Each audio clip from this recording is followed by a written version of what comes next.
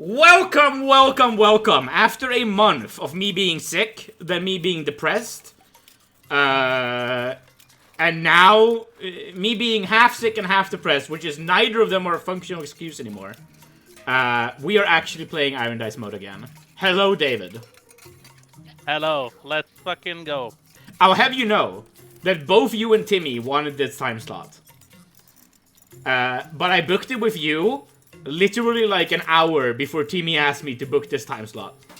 So you got it. I told Timmy I was busy, and you won. I mean, I could have played tomorrow as well. No, Table Flippers is on schedule on Sunday, always. Okay, fair enough. So, right, well... in honor of the grace I had to grant you this time slot, how about you pay me back by giving me a recap of what the fuck happened like a month and a half ago? Yeah, that's a good question. I have not skimmed through the video before now, so... but I'm gonna try. I'm pretty sure I remember, because we started new campaign with the Salvage, the gnome, the artificer wizard. Yes. And last session was basically getting introduced to everything. We are in Ignalia, the city of magic and stuff, and Salvage is right now doing he's prepping a presentation for the I don't even know, some kind of convention for all the schools of magic in the city. A competition. He's gonna be a competition even. He's gonna be the representative for the artificers, and his idea for the presentation is to do like I guess like a presentation, do like kind of create a system to test the potential quality of spell components. So essentially, or rather, he's right now doing an experiment to specifically the divining rod spell to see if there are any factors of the spell components that can affect the properties of the spell. Yes. And even if this experiment right now that he's doing over these next few days before the presentation is gonna be had, even if he doesn't get any results, he's still gonna present it as like a scientific method to test spell components and potentially open up this field of research. Yes. So that's about it. He did like 1 day's worth of experimentation. And you had a week, right? But what's that? You had a week. Yeah, he's done 1 day's worth of experimentation. Yeah. Unfortunately, he can't do that many because he doesn't have that many spell slots, and he's doing it on his own because he's not very popular in class. Yeah. But yeah, we rolled for that, didn't we? Yeah. And we rolled terribly. Yeah, we did. Yeah, everyone in class thinks Salvage is super annoying. Yeah. Very bad rep. Let's run over from some NPCs who we knew. You have one friend-ish. Like, he's sort of a friend. His name is Mixer. He is a 16-year-old gnome who is a rival? Friend? It was a little bit unclear. But he is in the College of the Alchemist, which is also a very small, newish college here. And he is from the same village as you. Yeah. Then we have your artificing headmaster, Catherine. I'm gonna write these down. I noticed I haven't actually written down any names. Yeah. Yeah, you can keep talking.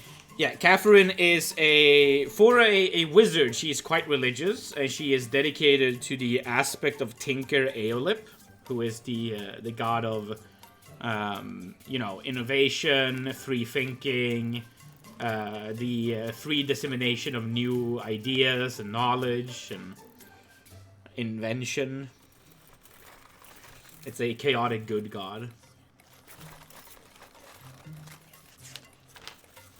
Yeah.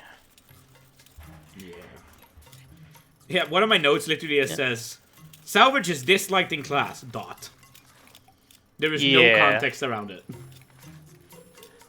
I think, was that all the NPCs? I don't think we had any other. We didn't have any other named NPCs, no. There was like the Baroness Trout of Ursu has a son and a daughter, but then we didn't dive into it anymore. We talked about your family quite a bit, but it's not gonna come into play much because they're still back in Ursu. Yeah. But we know that your dad is a gem cutter, your mom is a gatherer. She gathers like rare spell components. We learned that you have two brothers, an older and a younger one. You're the middle child. And like both your brothers are like your family does not believe in them. And so that's why you were sent to wizarding school, despite you also being quite average. Yeah. Because I'm average, not below average. Yeah, one of them is like also like slightly below average, and the other one is awful. Your older brother is like a stonehead. It's terrible. Fucking retard. Okay. Doop-a-doop-a-doo. Yeah! I started reading my prep. That's not what I was going to do. We are still in you preparing for class, so... You spent the day finding sticks, doing experimentation. Yeah. Right, and I was gonna do... right, I did not write down this properly. I had... How many sticks did I have that I was using? I think of 4 sticks, right? You have an ugly stick, a peeled stick, and a sharpened stick. Yeah, and alright, and then also my standard stick, I guess. I use. Yeah, and your standard stick. Yeah, you have 4 sticks. The sharpened stick. Oh, alright, no, I did write that down in my inventory actually. The peeled stick was because you wanted to write runes on it to see if that would affect things. Yeah. So right, so I guess I probably spent after doing that. I did the experiment. I put a cross on the road, just on the street. Painted a cross to mark where I like started. And then I did the experiment with one of the sticks. And then I assume I probably like spent the rest of the day then like writing the runes on the peel stick. Yeah, and we're gonna cast it again with that one on the Tuesday, I guess. Yeah. We just made it easy. We started November 1st, so that's a Monday.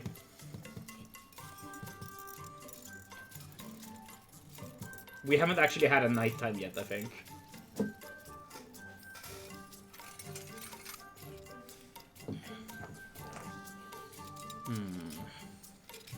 Right.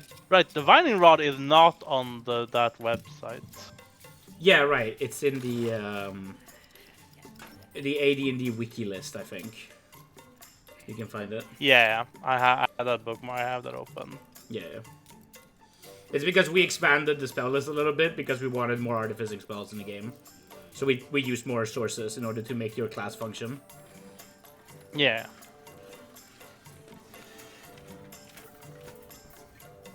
Okay. Yeah. I love this music. Okay, so let's see here. I think I had the Tech Magic and the Divining Rod ready. I think for the next day I would. Let's see. Can I cast? Does it matter? What's that cast again? Okay, now I can just cast it. There's no material or anything. So I think I would, in that case, dry cast Detect Magic and just have 2 Divining Rods, so I can, test more per day. You know. How do you mean dry cast Detect Magic? Well, I mean, just like spend the spell slot. Oh yeah, you're gonna burn it. Yeah.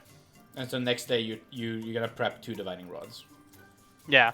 Unless I needed the Detect Magic in class, but I don't think I did. No.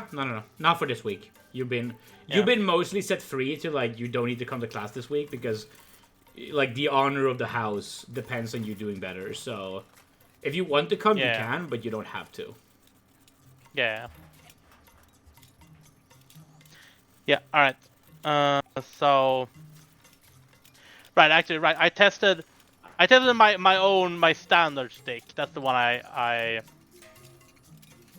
Yeah. I tested. That's my apple branch. Yeah, you made a control last night. Yeah. You had some ideas of things you thought you wanted to try to affect, like the range of the spell, the door pull affected, the angle of the stick, and the pull strength base. Yeah. Yeah. That's basically it. I don't think there was anything. So those are and again there was like distance is the one that I marked, and that's because that's the one of the few ones that are like pretty objectively easy. Whereas like pull strength is something that Salvage is gonna have to like kind of just try to remember the feel between them. Yeah. Because you can't really document that. Yeah, it's difficult. Yeah. Okay. All right. So we are. I guess we are done with the first day. Yeah, we can go to day 2. Yeah. So day 2. And You prep to casting the spell. You have a rune and carved peeled stick. What did you try to imbibe with these runes? Or did you like try to write something in magic language, or did you try to like just write the same rune over and over and over again, like long, in order to try to affect that thing? Or is it some incantation, or is it just random? I think what would I try to write? That's a good question. I always have good questions. I think I did. I tried to like. Actually, when you write like magic runes and stuff, are you writing like actual sentences, or is it like more like Chinese kanji things? So my biggest inspiration for writing magic has always been the manga Witch Hat Atelier. I don't know if I've ever had you read that. I don't think so, no. So the way they do it in that one is that every spell is written on a circular pad. And this is of course not what D&D is like, but just follow me along here, okay? And what they do is that they learn specific runes, like a wind rune might have a certain look, And then they write it bigger or smaller and in different positions in the circle, and in different contexts with other runes to create different spells. So like if you write a wind rune and then a big arrow of directionality, and the arrow's really big and it pushes the wind forward, you might get like a strong wind pushed forward, Whereas if you write a smaller arrow, then the wind pushes weaker. And this is how they do magic in this setting. It's a really cool fucking magic setting. I love it. The anime is coming very soon as well. So that I told you that we should watch this one. This is one that I recommended to you. Actually, I remember saying this in the group chat. But I sort of take inspiration from that in that, like, in the language of magic is more like Chinese than it is like Western writing. Yeah. Is that it's a logography, pretty much. Yeah. You have all these images. And so you write like simplified sentences because, like, of course in Chinese you can write fully complex like poetic sentences in their writing system.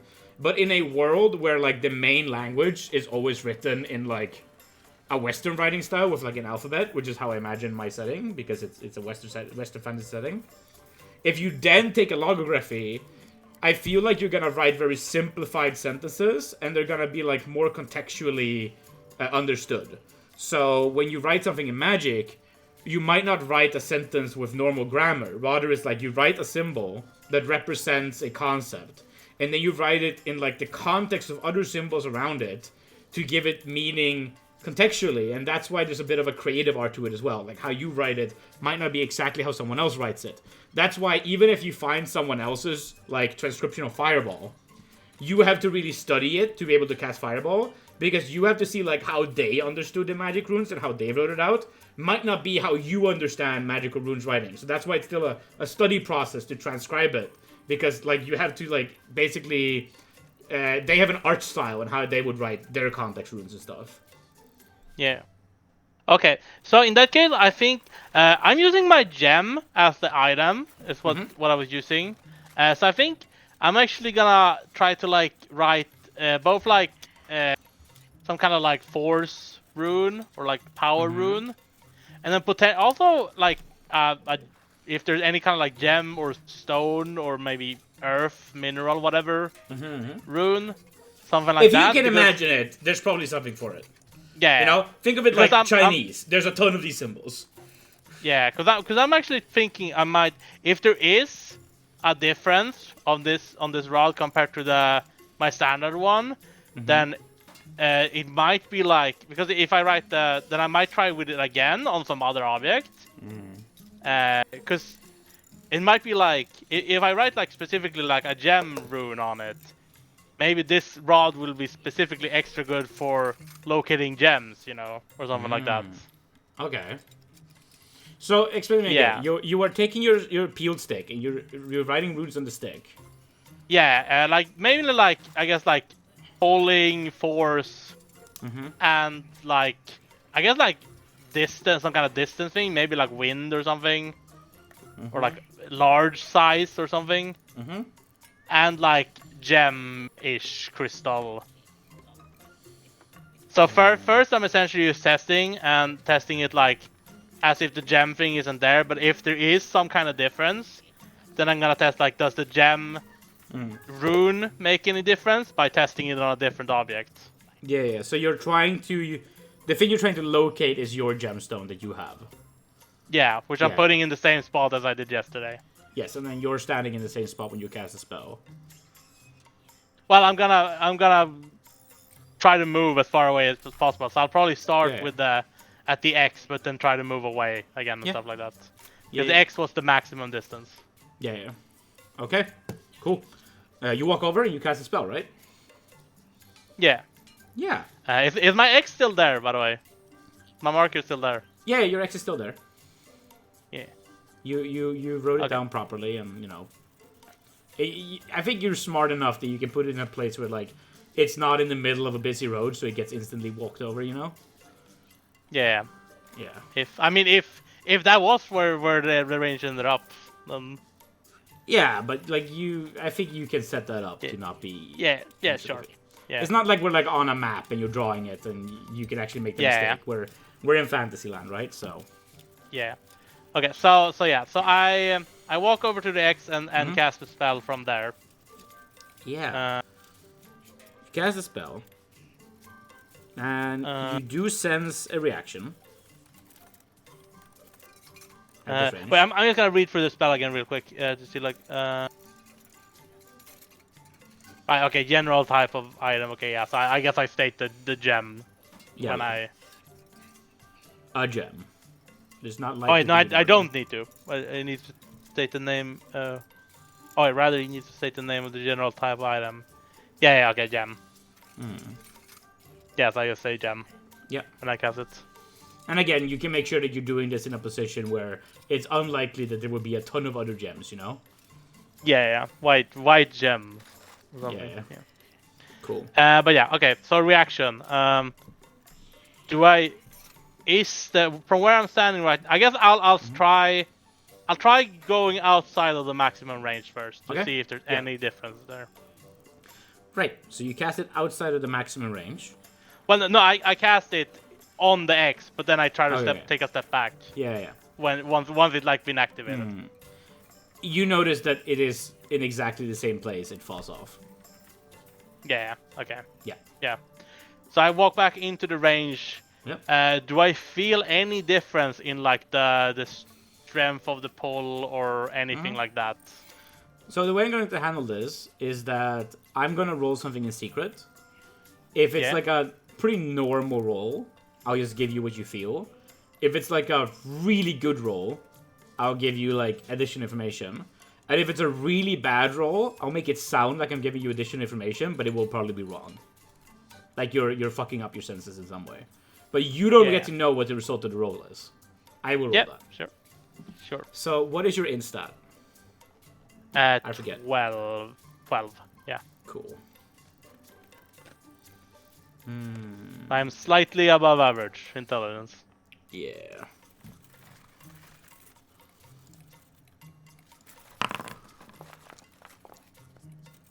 Cool.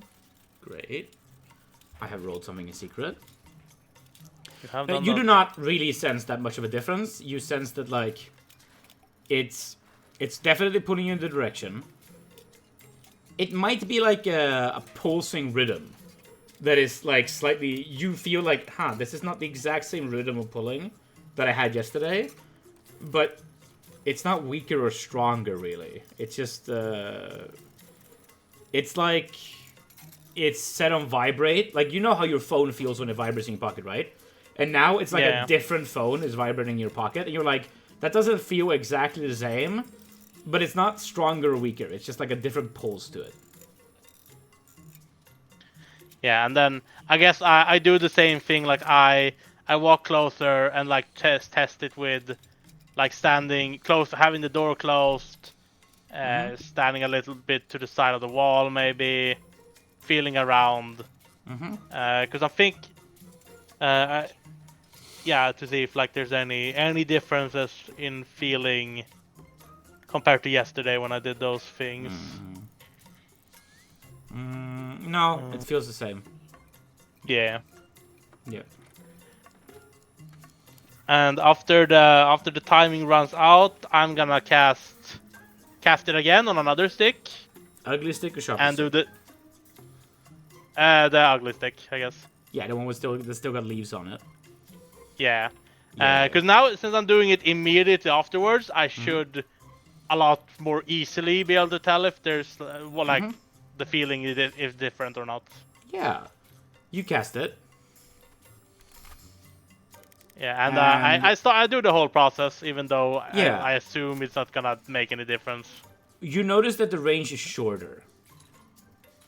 Oh, it's actually shorter, huh? Yeah, it's shorter. So I don't notice anything when I'm standing on the X, then? Nope. Okay. So I guess I step a little bit closer then, and how much closer do I need to go? Yeah, it's not that far. It's like maybe 10 feet. You start feeling a pull. But what you notice here is that the pull is not as clearly directioned as it was before. This stick has like multiple stick twigs that point out of it, right? With leaves on it and stuff. And you sort of feel that like the different twigs that stick in different directions want to all point in the same direction, which makes the like total pull of the stick uneven and difficult to like really sense where it's trying to go, as like the different sides are fighting each other. Yeah. Okay. Yeah, that's progress. That's something. It's an interesting observation. So I guess I mark this X. And write down the results of this. And yeah, I think since those were my two casts, I think after that I'm probably just gonna go out again and see if I can find any other sticks that look like they might have interesting properties, like other wood types maybe, or I don't know, different color, whatever I can find. If there's anything that looks interesting on them.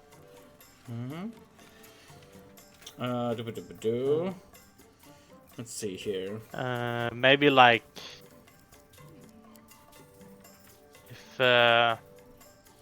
Let's just we can try to speedrun a bit here, right? We can try to like summarize time. Yeah, because essentially this is like gonna be about the same routine every day. Yeah. That I'm gonna try with different sticks and stuff. So Tuesday is Rune Stick and Ugly Stick. Yeah. And what properties do you want to test on a Wednesday?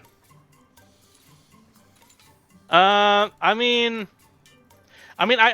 mostly just the testing is like the same for every stick. Yeah, I'm just checking all the kinds of sticks that you're testing. Yeah. It's like different again. Like, I guess different wood types would be the main thing, but also like, I guess different thickness, and I guess also like different levels of craftsmanship and stuff. I might try to like decorate some, or like maybe put some paint on, stuff like that. Similar to how I'd put runes on one. Although the runes didn't seem to have done that much of a difference, if any at all. But sure, let's do an in check for your general ability to like think of interesting things to craft with and test with, and see what kind of results you get. So how about you do this one in the open? Yeah. Oh. That's one above. It's one above, so it's a failure, but it's like the least bad failure, at least. Yeah. I think that the failure ends up being that you don't end up testing as many varieties as you could. You end up tunnel visioning a bit, right? And so what you do get with this is that you get more information about certain kinds of variation, but you get fewer variation varieties than you could have gotten in the week. I think something I might ended up doing anyways, that I was gonna say, is I kind of like, cause like I did like a direct comparison between the rune stick and the ugly stick, but it might be like to like for example, a direct comparison between the rune stick and a more normal but still like not artified stick, to see like if because obviously there was a big difference between those two. Because of the, but that was more because the ugly stick was uneven. But to like really test, like, are the runes doing anything at all to the vibe? I would probably try to like find even like a stick that's as similar to that one as possible, and just not carve anything on it, and try to compare those two to see, like, again, get a direct test on the runes themselves. Yeah. So you do some more testing. There's gonna be one day where the stick with runes on it just completely fails to cast a spell entirely. And it's with the failed intelligence check, I think you struggle to realize what was so different about these runes that it just didn't work. So you don't really know why. Okay, but the fact that it didn't work though does mean that there was something going on there. Yeah. So even if I don't know what was going on, there was something which is worthy of taking note. And the other thing that you learn over this week of testing is that there's two things that you realize. Artified sticks, like painting on them, sharpening them, carving it like non-rune patterns into them, absolutely seems to have no effect. You don't notice a difference in any test with those things. And then when it comes to quality of stick, you quickly realize that when it's one stick that can go like in one direction, that is optimal. As soon as it starts branching and like having multiple points, that fucks with the spell. Okay, yeah. So I guess in this scenario, the most like conclusion that I can like take from it is that like the spell component has to like match the description of what the spell component needs to be as closely as possible. Yeah. But anything beyond that doesn't seem to matter much. But I think that also it could go in a different direction though, with that, and say because the spell component, like the uneven stick, because that had like a bit of a different effect, like it still worked, but it was a bit different. That could mean that like that spell components that are like rare, for instance, really rare, there could potentially exist substitute components for those that are like similar enough but not quite that, and that could maybe open up the possibility of, like, you know, making certain spells a bit more available, although at a less effective rate. Yeah. If there is like a more common option available to a rare component. So the main way that spell components are differentiating commonality is like, sure, you have like more common and less common materials. That's fine. That's all within like what's considered like normal range of spell components. Rare components are stuff like, it's not just a griffin's feather, you know?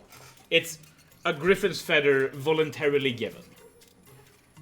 Those kinds of qualifiers are what truly make the rarest spell components sometimes. And that is like where magic stops making a lot of sense.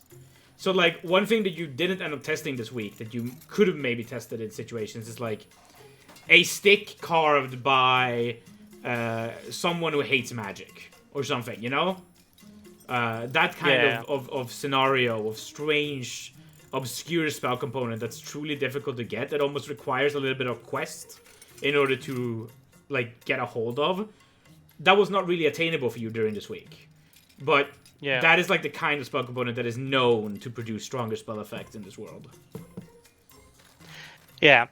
So yeah, but still, this is like gonna be. I'm gonna mention this in the presentation still. That is like obviously I wasn't able to test everything, every possibility, but it's like I'm mentioning it as a hypothesis, more or less. Yep.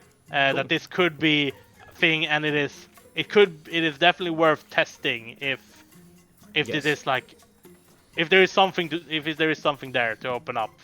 Yeah. Because again, that's like kind of the goal here is to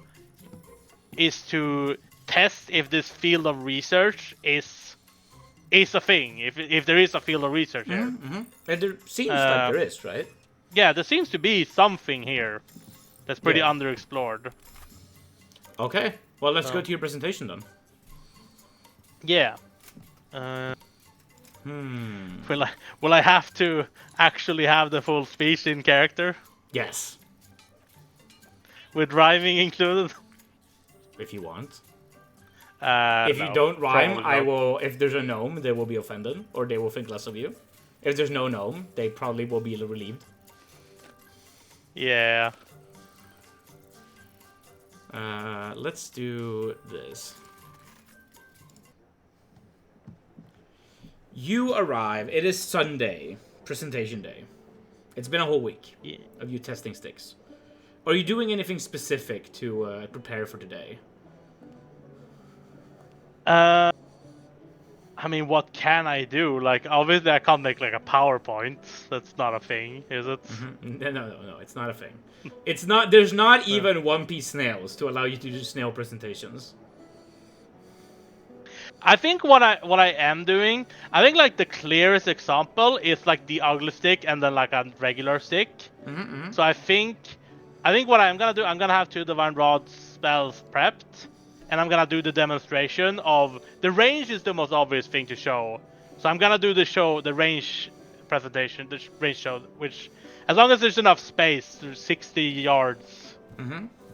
It's the maximum range for a regular. Yeah. But yeah, to show like that the ugly stick has, it still works, but it's less effective than a proper stick. Yeah. And then I'm gonna use that as like a pivot into like the hypothesis of potentially there being lesser but more easily obtained versions of rare spell components. Okay. Do you get well dressed today? Do you have a way to get well dressed? You're sort of like a decently merchant family. Yeah. What is the dress code culture for gnomes?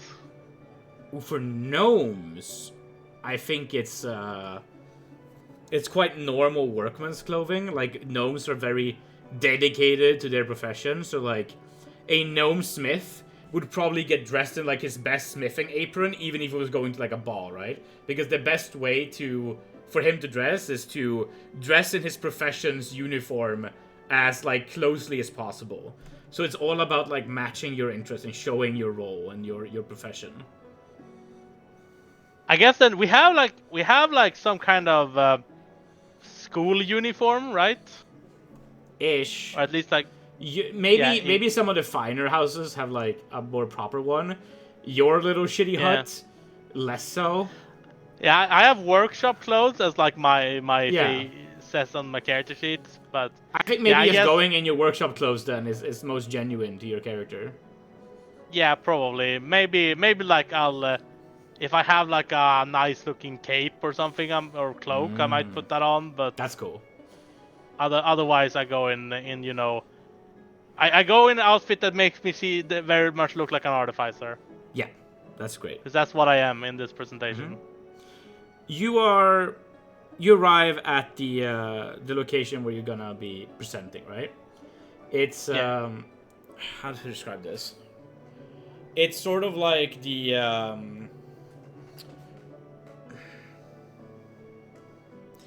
different there's a council, right? We talked about this. There's a council of Ignalia because there's no proper royal here. It's more so that all the houses have a representative, and that council has like the combined as a unit. That council holds the power of a count, pretty much.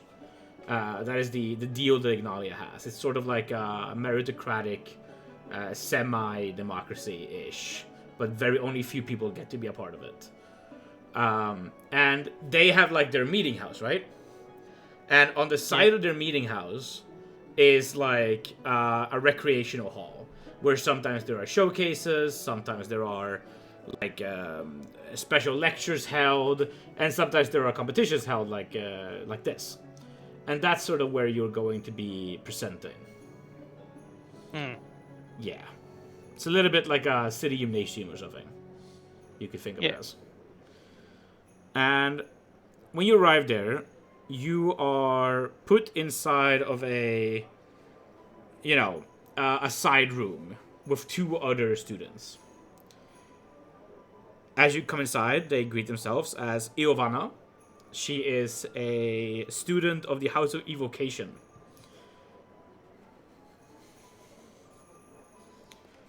She's 26 and is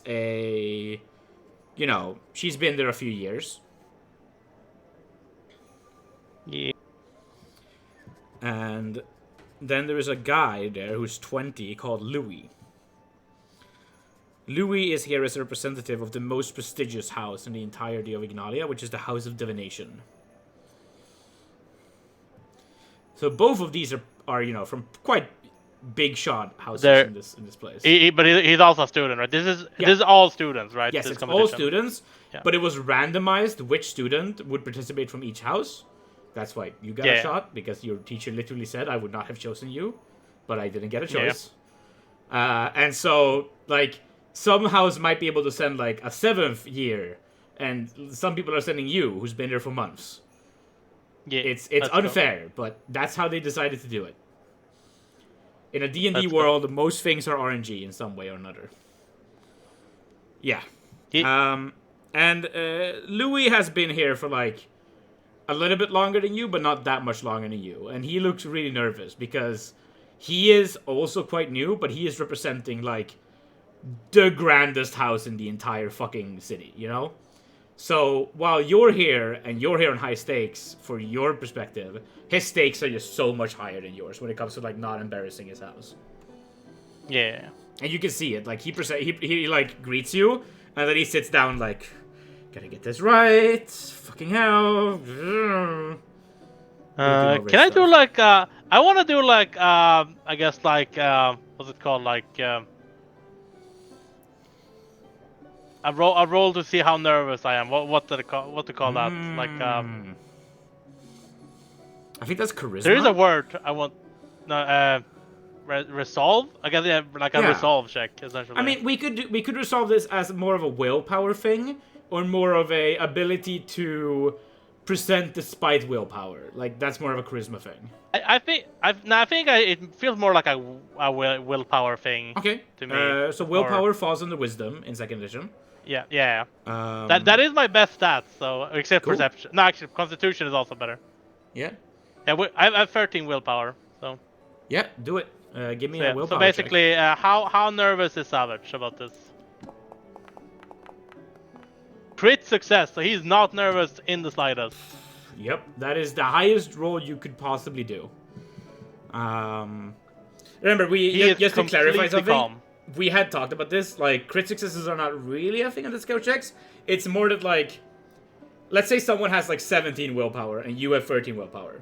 They roll a 15 and you roll a 13. You roll the best you could possibly do, but their 15 is better than yours. Yeah, okay, sure. Yeah, that's how it works. Okay, so but basically he's not nervous at all. Yeah, no, you are as unnervous as you could possibly be, granted who you are. Yeah. Perfect. Well then, you're chill. You're giga chilling. Louis looks distraught. He looks like if he says the wrong word, the world's going to end, and it's all on his shoulders. Yeah. Yeah. I'm just chilling with my 2 sticks, my ugly stick and my. I guess I'm using my standard stick and my ugly stick. Yeah. Iovana seems to be practicing verbal components. She is like trying to get the pronunciation right. She's very, she seems to be sort of a serious person who's doing things seriously. And Louis is fiddling around with some kind of like crystal-ish that you haven't quite seen before.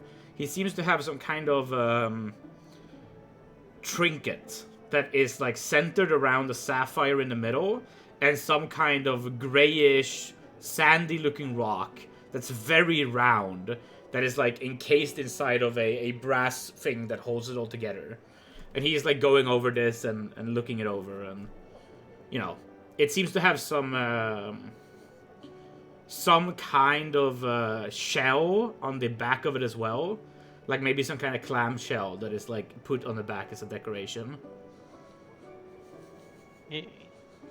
Yeah. Do you have any desire to interact with these two while you're in like the waiting room? There seems to be a different group out doing their presentation right now, of 3 other people.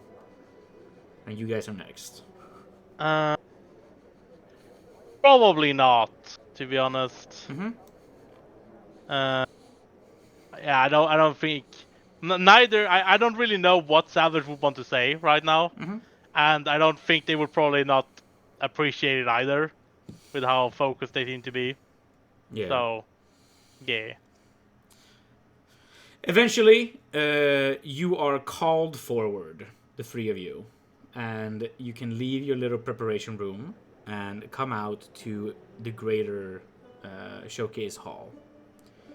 Here, you can see the headmasters of all the different houses are sitting on a bench as the judges, and there's a big open space, sort of like you're presenting in front of a court, The 3 of you are asked to step forward, and you stand there on a line. And there is this older figure. I'm gonna make a roll for it. See if I can get a gender out. Yeah, it's an older guy who stands up. Well, the time has finally come to show all of you how this is truly done.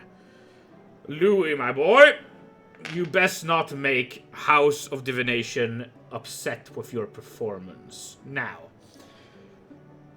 I think we can all understand that everything that has come before now has been a formality of sorts. It has been lovely to see all the attempts at progress that your so-called students have produced. But it is time to end all of this and get it out of the way. Louis, I'm certain you have prepared something magnificent for us all. So why don't you just get all of this out of the way? And Louis sort of like looks frightened, like a fucking deer caught in headlights. I just ever so slightly shakes his head. Upon which, in reaction, Iovana steps forward, and she says, if Louis' performance is so grand that he would render this competition useless, I would like to showcase what I have before such, so that I have a chance to showcase the honor of my house. The old man scustled. Well, I suppose it would be a shame if we had to end the competition before everyone had done their routine. So please, you were from the what house? Iovana, House of Evocations. Well, please don't blow everything up, will you? And he sits down. Ivana steps forward. She harkles. She goes, I am here to present the House of Evocation's new studies regarding the light spell. It has long been known that the light spell produces a substance that, yes, is exactly like light. But the question has often been, does it behave like light in every way? Many have claimed that the light spell simply produces light, like the sun does in the sky. Others have had their doubts. There has long been a theory that the light spell produces a substance that is more like a liquid than it is like the light from the sun, that flows through the room and lights things up. And I have devised an experiment to test this. And she snaps her fingers, and from the crowd come two people who put forward a box on the in front of the stand of presentation.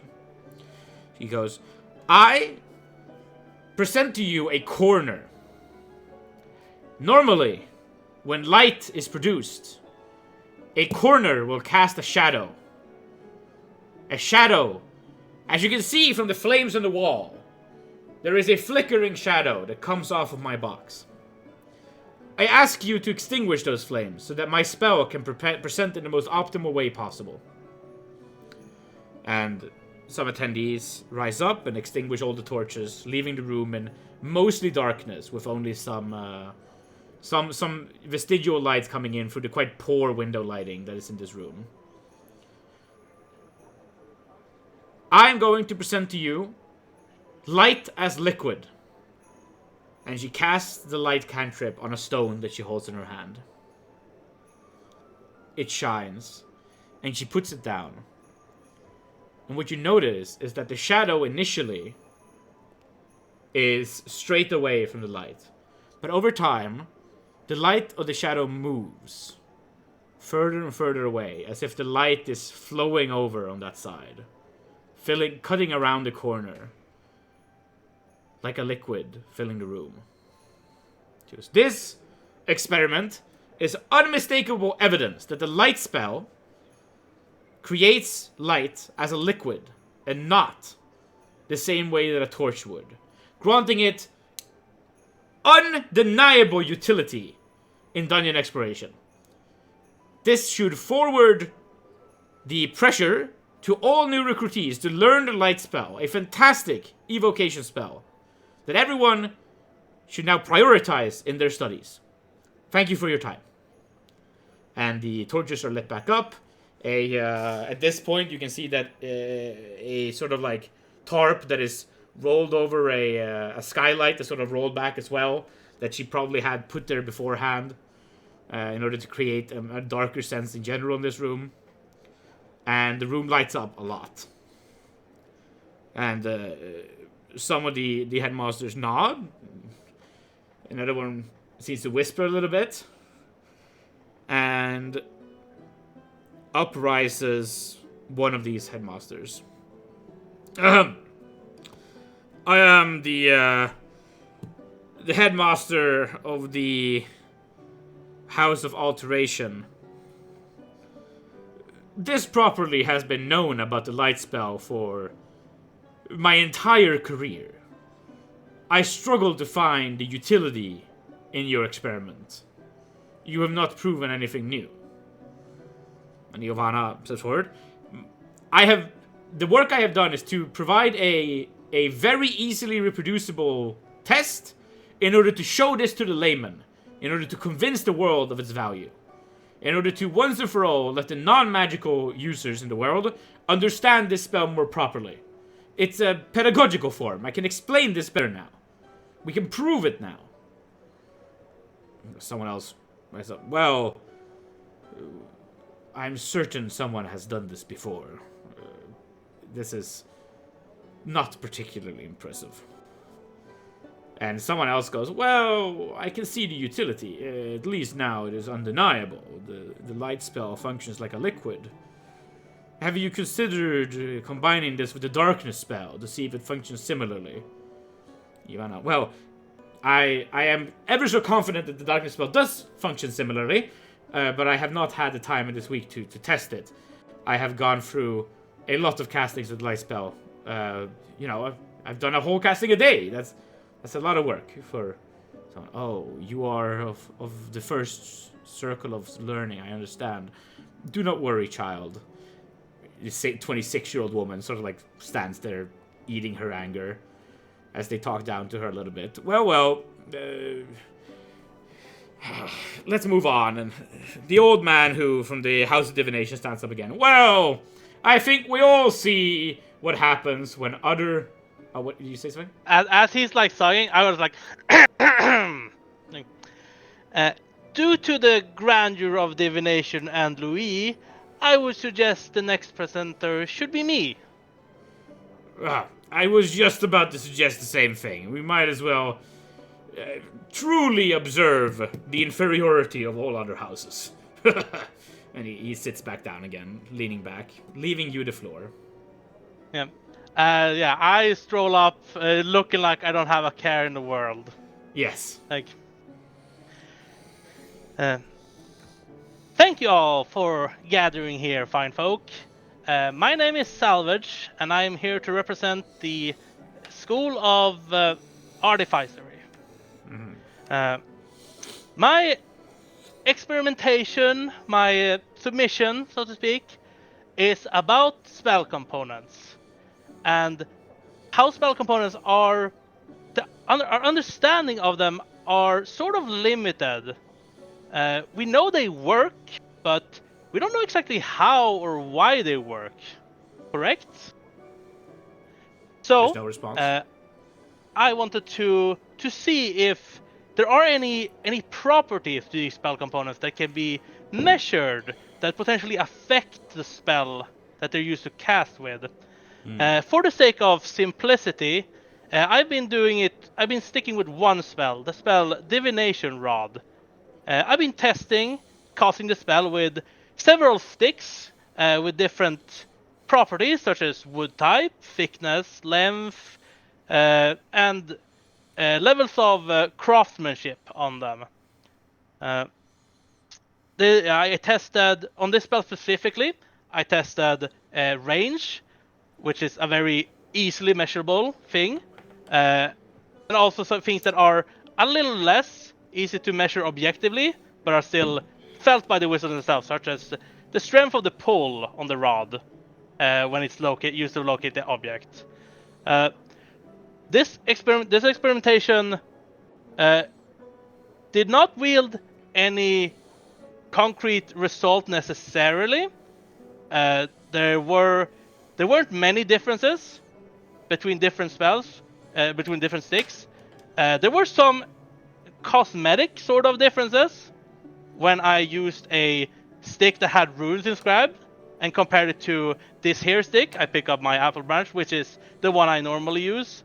The pull, it felt different, but it was not necessarily stronger or affecting performance in any way. But that is still worth taking into note, in my opinion. And this is also, even if someone might consider it a failure per se, that there weren't many results from this, I still think it is important to raise the question, because this was only experimentation with one spell in some ways, and of course I did not have time to test every single way that these could be used and tested. So it's more about the method that I used here. As I said, I measured all of these properties, specifically the range, the pull strength, and then also if the distance affected the pull strength, and if there were materials in the way, such as closing or opening a door, if that made any difference. If we can break down other spells into these types of measurable components. At this point components. of your presentation, you hear a whisper between two of the headmasters. One of them simply goes, "Gnomes," and the other one goes, "Yeah, gnomes." Yeah. If we can break down different spells in these kinds of components and measure them, there might be results that differ from my experiment. There was, however, one to end this off. There was one very concrete thing that I did discover, and I'm gonna use a demonstration of these two sticks here. First, I will go at the maximum distance of the spell, which most of you here should know is, as you are knowledgeable people, is around 60 yards. So I take the sticks, I go like to what I feel is about 60 yards away into the crowd or something. Actually, before that, I have my gem. I place that on the table. Mm-hmm. And yeah, I do that, and I cast a spell on my regular apple stick, and then like back off until I'm exactly 60 range, and until it like, cuts off, and then I go into the range once more. When I'm standing on the maximum range, I say, with this here stick, this is the maximum range. However, if I use this stick and then I cast a spell on the other stick and do the same thing, and you're like, there is no reaction until this range, and then I walk into, walk forward until I do get a reaction. Yeah, like 10-ish feet forward. Yeah. Now, at a surface, this doesn't seem like very, very valuable information. After all, I have found a stick that is just a worse version of the spell. It results in a worse version of the standard spell. However, for this specific spell, that might be useless. But take note that the reason why this branch here is worse is because it is less perfect. It is it has twigs on it. There are other mini branches, etc., etc. I think this could indicate that spell components don't necessarily need to be exactly what what the spell usually states. They are more exact matches lead to more effective spells, but there is potential here that lesser versions can be used for lesser versions of the spell, and obviously for a spell as simple as Divining Rod, that is not very relevant, but for more rare spell components and more advanced spells that are maybe pretty pretty hard to use because of the rarity of the spell components, there is the potential for lesser versions of the spell, but still the same spell, to be usable through more easily obtainable spell components. Of course, this is purely a hypothesis at this point, but I think my goal here is mainly to create a discussion and maybe lead to some kind of new field of research, because I do think there is something here. It is a very understudied field, and if others can walk in my footsteps and reach beyond what I have done now, I think we can forward all schools of magic. Thank you for your time. Give me 2 checks. Both of them are going to be charisma checks. One of them will be for measuring how well you're able to like absorb the attention of everyone and keep everyone focused in your presentation doing this. And the other one is going to be for how well you're able to read their reactions. Which one do you want to do first? Okay. I'll do the first one first, I guess. Okay, cool. So charisma. I have pretty low charisma. I have like 9, yeah. Very average. Yeah. Okay, 9. As good as you could have done. Cool. Yeah, people are actually listening very closely. And then how well I can read them, I guess. Yes. Not as great. Not great, yeah. Okay, so you fail your check of reading the reactions. Yeah, so as Salvage says this and like ends his trance, so to speak, or the rant, he seems a bit unsure on how people are feeling, but yeah, you do notice that your headmaster Catherine seems quite pleased. This is easy for you to read because you know her, right? And she seems interested in your proposal. Some comments are made. I'm not gonna roleplay the whole conversation but you know, some people make some comments about your thing.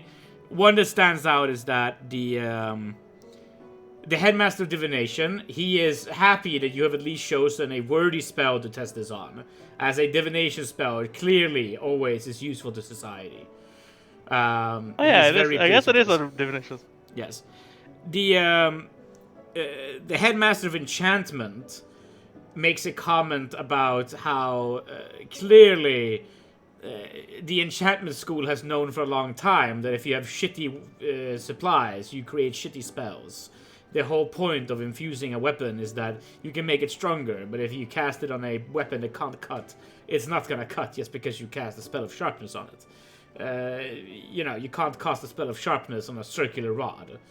It simply is an elementary discovery. Someone else makes a comment about your whole spiel of like future people can base their studies on these discoveries and continue to think of like, well, it is often said that in research we stand on the shoulder of giants, and this certainly would be a controversial realignment of that saying, as they look down at you quite strongly. And with that, in the end, those comments made, Louis is asked to step forward. Finally. Yeah. Louis comes up, shaking uncontrollably.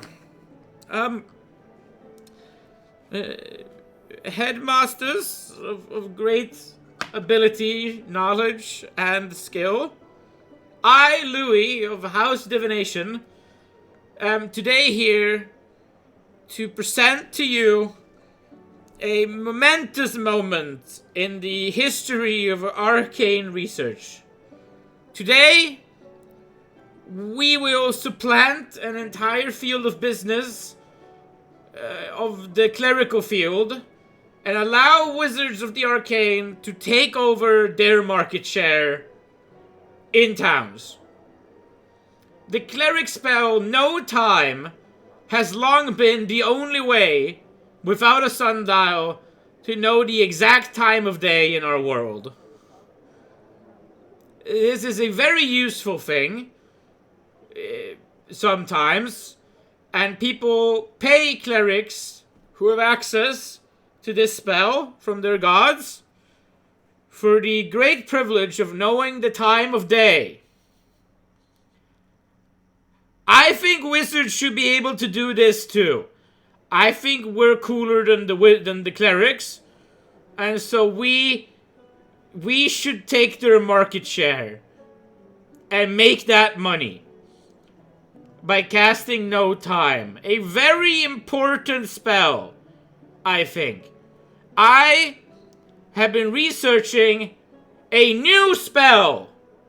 Something previously only ever undertaken by wizards with extensive experience gathered under their character. And I will do it having only studied wizarding for 8 months. I know 3 spells. But yet, through the great abilities of the House of Divination, even someone like me can invent a new spell. I call it Wizards No Time. I have asked a friend of mine who is a cleric to come here and to cast No Time. He will then write down what time it is on a sheet of paper and present it to the judges. I will then cast my Wizards No Time, and I will say what time it is. And it will be the same time as the cleric has written down on the paper, without me having seen it, proving that I have cast a new spell, a cleric spell, as a wizard. It is okay to be impressed at my grand bravery for trying something so bold. as you should all be very impressed of House of Divination, the grandest house in all of Ignalia. Please, Bob, come forward and cast No Time. Bob. And this one guy comes forward. He holds up a holy symbol. He's clearly wearing some decoration to Yusum, god of fate, the most typical god you would look to for the time sphere of spells. And he holds it up. He casts a spell, and he goes and writes down a little sheet of paper. And then, having done that, he hands it over to the judges. Louis looks at him. Bob nods back. And Louis goes forward, and he holds up this trinket that you noticed him holding earlier. Do you remember what it looked like? No. So it's sort of a brass thing that holds it all together, right? A brass little shape. In the center is a sapphire. So, or at least some kind of blue crystal. And then there seems to be a sort of grayish, sandy rock that is very spherical, that is like encased above the blue crystal. And then on the back, there is some kind of clamshell that is holding, covering the back, you know? It is the size of a compass, pretty much. He holds it up, and he starts... It's giving a little bit of like hourglass vibes, I guess. A little bit, but not quite. It's the sandy rock is not sand. It's like sandy rock, you know? Yeah. It's different. And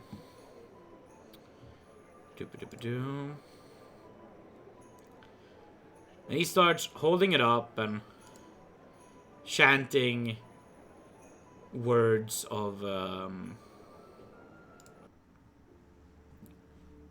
these verbal components, right?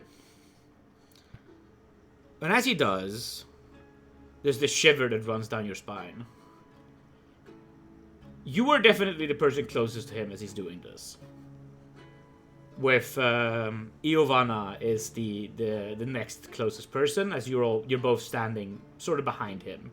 Bob has moved a little bit further away after casting his thing, and there's a solid 40-foot radius around the three of you to anyone else in any direction. Okay. He casts a spell,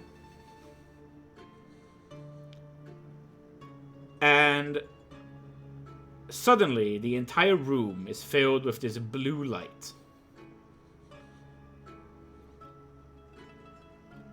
Everyone seems to look up in different directions, and then they stop. Perfectly still. The blue light retracts again into the trinket. And then the world starts to fade a little bit. You find yourselves struggling to keep attention. Things are difficult. So wait, so like everything like just froze essentially? Yeah. Did we do that too? Not you three. But everything further away has sort of frozen. And you three are now struggling to really pay attention. You hear Louis say, What's wrong? This wasn't supposed to be how it happened. What time is it? I don't know. You hear the sound of the trinket hitting the ground. No, No, the crystal. Louis falls to his knees and is like someone who's dropped their glasses is like fumbling around trying to grab it, but he can't seem to get it. You're sort of struggling to fully stay awake in the situation. And as the blue light has fully retracted again, everything looks normal. But around you, except for Louis, Iovana, and you, everything is frozen in time.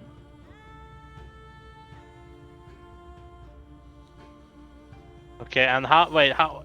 You said like we were struggling to like keep focus or something. Yes, but Or, after a while, your senses start to come back to you. You're starting to get a hold of yourselves again. You're starting to feel like you can move properly. It took a while. There was a moment of like almost stunned, incapacitated feeling, you know? But as you come back again and you feel like you have agency over yourself again, the only thing you've really been able to comprehend during the situation is what I've described. And now you look around, and except for the three of you, everything is still. There's even, like, someone in the crowd, you look around, has sort of, like, flicked something, like a coin, in the air. And we're probably gonna catch it again. It's like a stim thing they were doing. And the coin is just stuck in the air, above their hand. No longer falling down.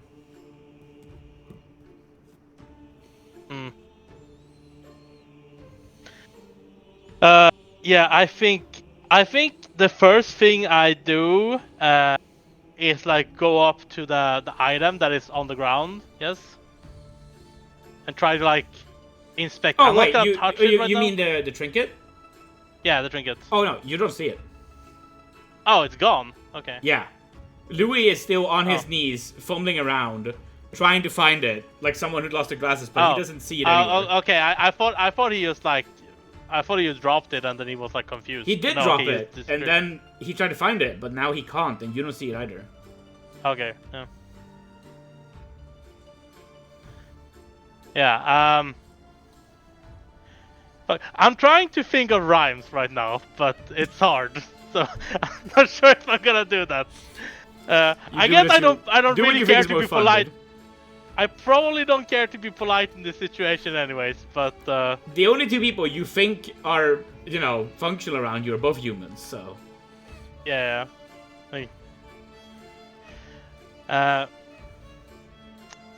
I guess I'll just like walk up to Louis and like look at him for like a second, like, I assume that was not the spell you thought it was. he starts crying. No! No, it wasn't! That was not supposed to happen! I was supposed to know the time! That's it! I was just supposed to know the time! What's going on? Where in the name of the gods did you get that item? Uh-huh. A fish guy on the beach? Fish guy? Yeah? What fish? What? Like I look at the other Ilvana like. Ilvana seems to have been stepping away and is like in front of the headmaster of evocation, and he's just like waving a hand in front of their face, noticing that they're not reacting. I turn back like, what do you mean fish guy? What's a fish guy? Like a fish guy. Like he was like a person, but he was like a fish. I walked through the forest, to the beach, with my friend Bob, because he told me that when you need inspiration, you can often find it by the sea. And I headed out on a trip with him, and we were talking about how to cast No Time as a wizard spell, and I didn't know how to do it. And a fish guy said that if I used this, I could do anything that my mind was set to, because I was a great wizard.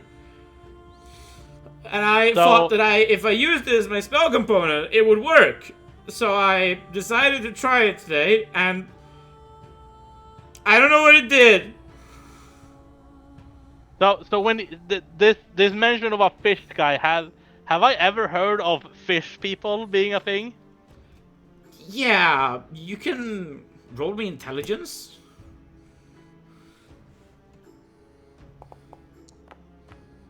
Yeah, like 5. There are several different creatures that could be described as fish people. Similar way that like there's several different creatures that could be described as like lizard people or like there's several kinds of goblins, right? Like there's goblins, there's hobgoblins, there's bugbears. There's a few. You might not know exactly like, oh, a fish guy, it has to be this kind of fish guy. But like you know that there are monsters that people would describe as fish guys. There's also frog guys. There's all kinds of different creatures in the D&D world. Okay, yeah. Fair enough. Hey. Yeah, like I guess after he says like, well, I can appreciate the will to try spell components as a fellow connoisseur, but he sort of looks at you incredulously, like, that is the strangest comment you could possibly make in this situation. But shouldn't you have tested it before the big presentation? I wasn't sure if it was gonna be able to function after I cast it, if it was only one charge or something. I don't know. I was nervous. I wanted to try it.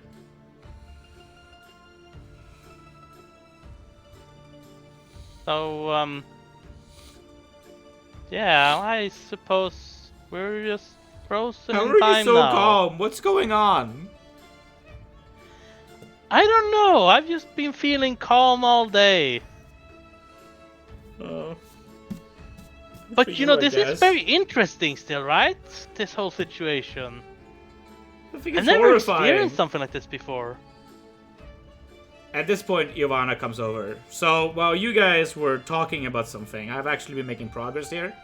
They're not just frozen in time. I can't even interact with them. I can't raise their hand. I can't grab that coin over there out of the air. It is stuck in position. I'm worried about how long this is gonna last. Like, we need to eat. How are we going to eat?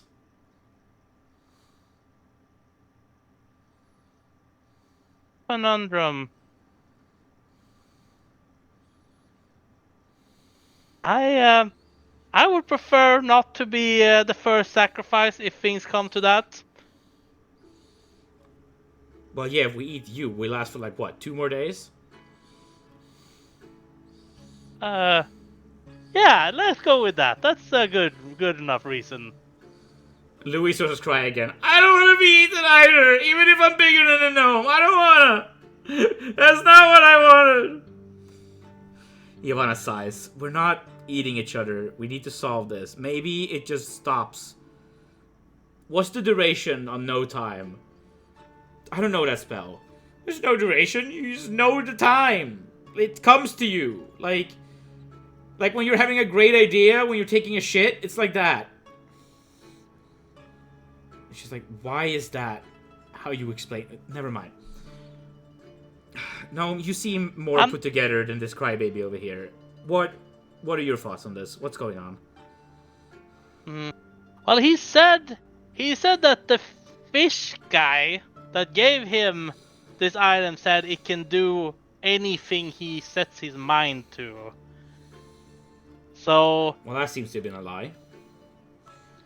Well, maybe, but there was still something to do with time, I suppose. Mm-hmm. So it might be correlated, or it might have just been that all of this was a part of this, a spell infused in the item. It's hard to tell. Well, how about we this? We go outside and we see how long the range is in this, okay? Yeah, that might be a thing. Yeah, there might be a range. That's true. I started looking around. Like, are there any open doors or anything? There is a window that is open. Okay. How tall? How high above the ground is that? Probably higher than your head. Okay. I guess I would walk off to that window then and like try to climb up. Are we on like ground floor right now, or is it like? Yeah, there is basically just the ground floor here. This is like a building that has like a very tall roof. And again, I'm imagining like a school gymnasium, but then that has some benches and stuff, you know? Yeah. Yeah. A gympasal. Yeah. So I try to climb up, I guess. Yeah, with enough time you can do it. I'm not gonna make you roll for it. Yeah. Giovanna might like scoff a little bit. Maybe she tries to give you a boost at one point. damaging your ego ever so slightly. Louis is definitely behind the two of you, but he's coming as well as you climb out. Good thing to realize, however, that you probably could not open the door. Yeah. I as I get down outside, I just look around, I guess, and you start walking along the road, I suppose. The first thing you realize is that walking on grass hurts. Oh, yeah. Because the grass does not fold under your feet. Yeah. I guess there should be enough grass that it's like a spike mat and you don't actually get penetrated or anything. No, you don't get like damaged by it, but it's uncomfortable and you feel like you want to walk quickly to get over to like a pebble road where it's more simple. It's flatter to walk on a dirt road, you know? Yeah. Yeah. You look around, there's people in frozen positions all around the streets. As far as you can tell, it has hit the city of Ignalia at least, and who knows how far outside. I'm gonna try to like take a deep breath and then like blow on my hand. I had not considered this. Cause I mean we're still breathing, right? Yes, you are. I think it works. You sense a breeze when you do that. And like, as I do that,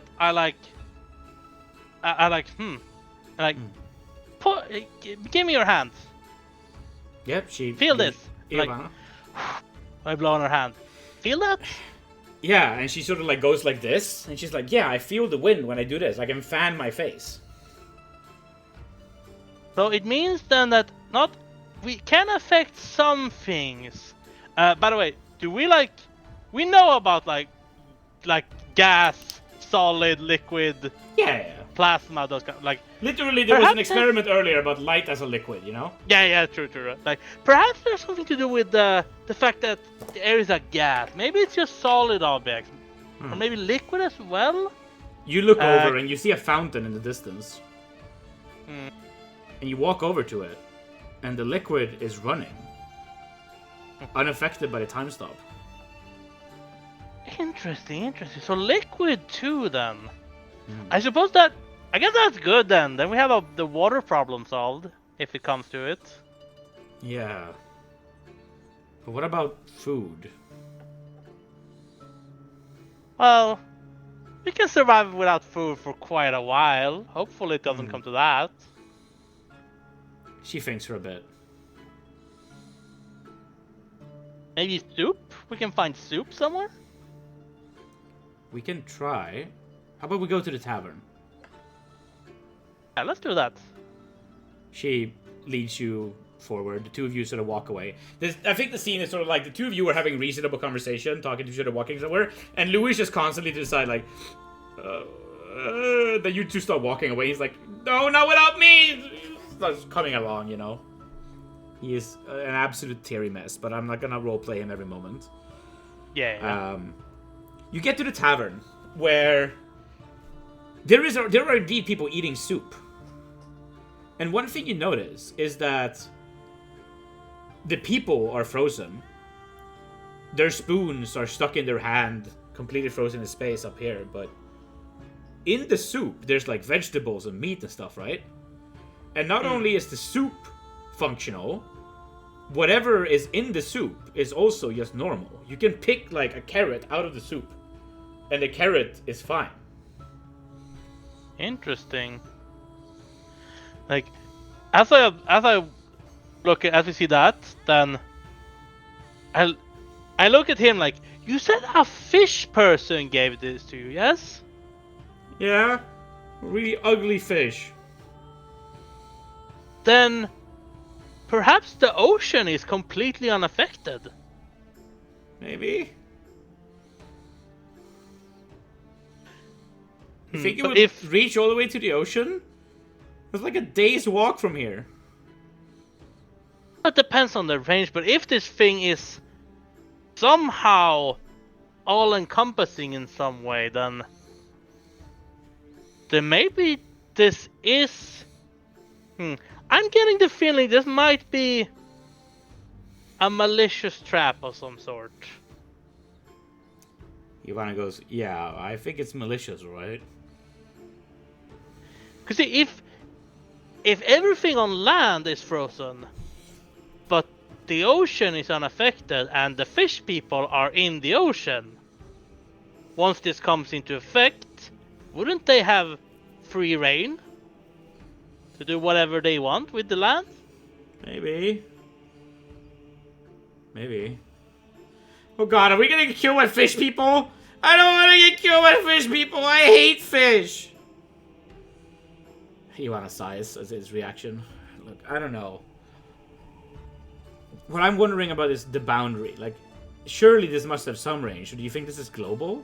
Does this cover the entire world? The entire prime material plane? I sure hope not, but who knows? Huh. I guess we just walk in a straight line in some direction and see where things start moving again? Maybe. We can try it. Yeah, let's go on a road trip, I guess. Yeah, let's walk. We can walk towards. Should we walk towards Ventus or Ersu? We can walk towards Ursu. Ventus is weird. Yeah, you're right about that. I know the way to Ersu well enough, anyways. That's my hometown. And the brushes lands are dangerous. I've heard rumors that there's some kind of undead plague going on there. Yeah, let's avoid that. Yeah. And so the three of you set out on a little bit of a walk. And had this been a longer thing, we would have roleplayed it out more in detail, but only a little bit after you get to like the boundary of Ignalia, as you start getting towards the outlying farms, suddenly you walk into an invisible wall. You sort of run your nose, your big gnome nose, into something. And it's like Mario 64 invisible wall bonking. Yeah. Yeah. I guess after that happens, I'm gonna like touch the wall and like try to feel the surface. Yeah. Is it a completely flat surface or is it like curved or? It's slightly curved. And as you look around, farther away, outside of it, you see some birds flying. I like knock on it to see like get like a sound. feel for the hardness and no sound either. No sound. Oh. You can feel it. It feels... It has no temperature, right? It is completely temperatureless. It is very hard. You don't feel it budging at all, and there's no sound. I guess that's how it's different from Mario 64. By the way, could I pick up my... I guess like I was probably holding my sticks at the time, maybe? Or... So I guess I have my stuff with me, right? Yeah, you have all your stuff. Anything you were wearing is fine. Anything you had on you is fine. All your sticks are fine. Yeah. I want to try to just like poke at it with the ugly stick to see if... Yeah, no, it feels the same. It's a wall. Yeah. I'll step back and just like throw it at it. It bounces back again. Yeah. Okay. Yeah. And it is at this time that Iovana calls out, "Hey, gnome. What's your name? Salvage? I think I heard?" Yeah, Salvage. "Look over there, Salvage." And she sort of points out down the road. And there is a donkey with a wagon that is just completely overstacked with hay. And a driver that is riding in your direction. From outside the wall. Yeah. By the way, do we hear any sounds from outside the wall? No. I wonder, do we have anything to write? I guess I probably don't. Or I'll turn towards the other. Like, do either of you have anything to write with? Maybe we can send a message. She looks over. Don't you have those sticks? Oh wait, we can't affect the ground. Yeah, no, that's... Louis goes up. I have extra sheets of paper, Pyrus, for the no time trick that we were gonna write. The Bob had. I was gonna write on mine to show that I had the same. I have this, and he sort of holds forward, a little stick of paper that papyrus, and a little writing tool that he had. I had that for the no time trick. Extras. Yeah, in that case, I guess like I would try to like signal the driver to come closer. He is driving towards you, but he does not seem to react to your movements at all. Okay. I guess like I'll take a sheet of one of the papers and just like write like, can you read? Not if yes. And you just hold it on up the towards paper. him. Yeah. Yeah. It takes like 3 or 4 minutes for him to get close enough that he would be able to read it, as his donkey slowly like walks down the country road closer to Ignalia. Clearly, he's just delivering something from an outlying farm to the village, right? Or to the city. And as you get closer, he still does not react at all to you. Like, at this point, he would have at least been like, get out of the road, you're in the way. But he doesn't even seem to notice your existence. That's strange. So I guess I try to get his attention more, but does he not react at all? No. And as he gets closer and closer, eventually he hits what is the invisible wall, but from the other side. And as he transitions into it, he disappears. Oh.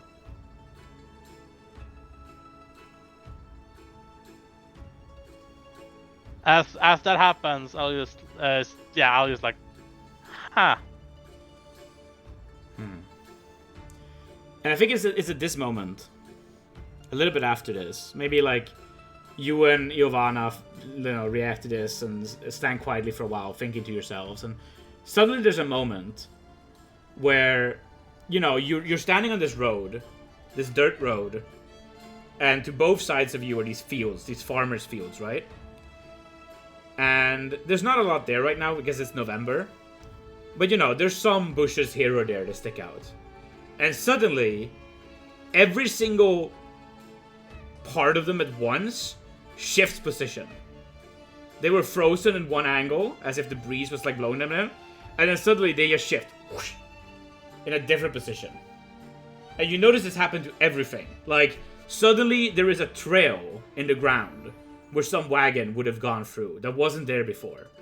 Suddenly, every single bush, every single tree is in a new frozen position.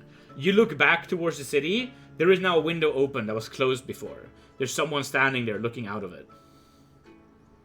But they're frozen. But we still don't see the wagon, I guess? No.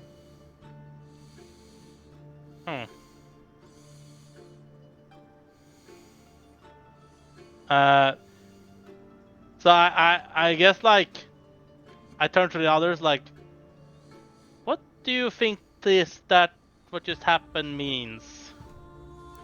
I would guess it means whatever this thing is might be actually affecting the three of us rather than the world around us. Maybe. It looks like everything updated.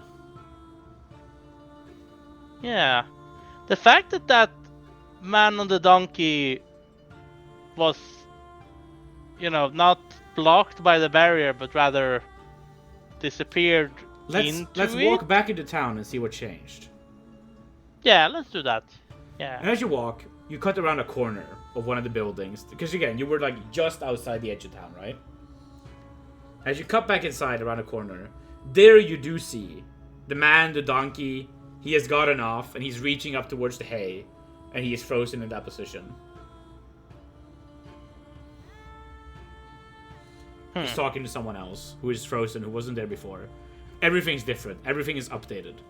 In a new frozen state. Let's head back to the auditorium, or what to call it. Yeah, we can go there. That's good.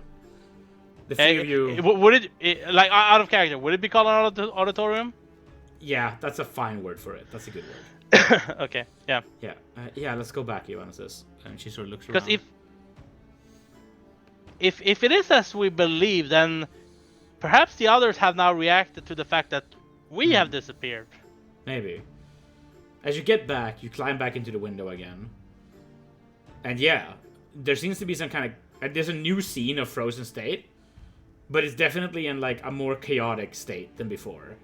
There are people who are walking around, you know, confused. The headmasters are like all spread up into different circles discussing things.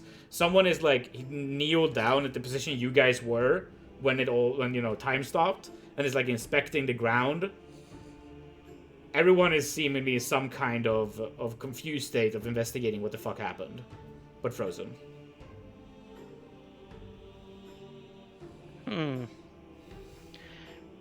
I would assume this is just the difference in time between when we disappeared and now, but the fact that the donkey disappeared so suddenly and was all of a sudden way further away seems to indicate that there's some other time shift. It was like 5 minutes between the donkey walking in and like everything resetting.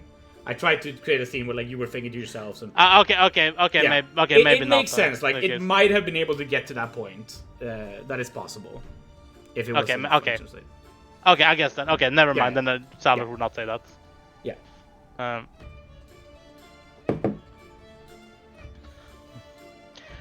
Well, I suppose it's fairly obvious how this works then.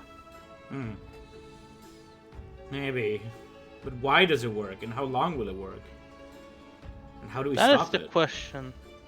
I suppose we at least can write off the idea of a fish people invasion.